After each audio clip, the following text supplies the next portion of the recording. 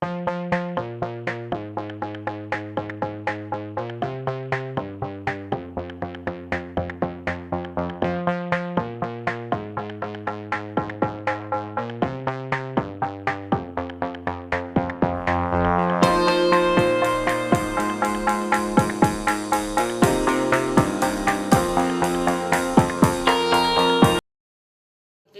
To ஜாலின்ஸ் cooking and baking. இன்றைக்கி முட்டை குழம்பு வைக்க போகிறோம்.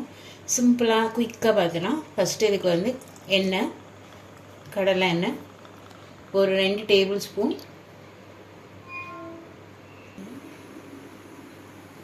கடுகு,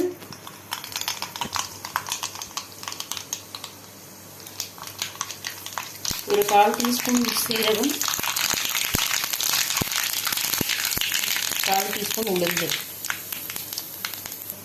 ஒரு 2 வெங்காயம் வெட்டி வச்சுருக்கேன், கருவேப்பிலை.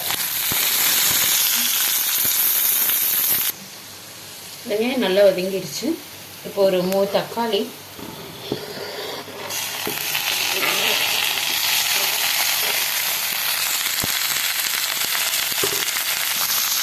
நிறைய டேபிள் ஸ்பூன் கல் உப்பு.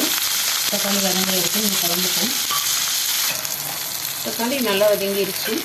இதில் 3.5 ஸ்பூன்ஸ் மிளகாத்தூள் சேர்த்துக்கலாம்.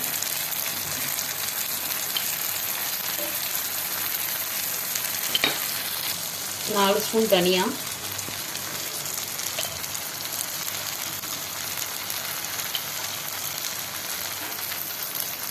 ஒரு ஸ்பூன் மஞ்சள்தூள்.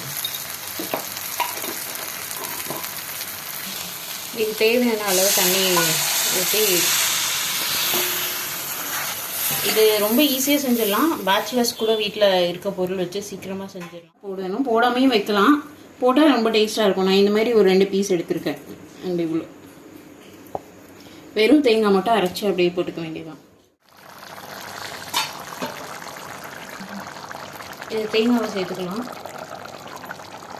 தேங்காய் ஊற்றிட்ட பிறகு அடுப்பை சிம்மில் வச்சுட்டு முட்டையை நான் உடச்சி ஊற்றி தான் இன்றைக்கி முட்டை குழம்பு வைக்க போகிறேன். அப்படியே ஒன்று ஒன்றா உடச்சி ஊற்றிடலாம்.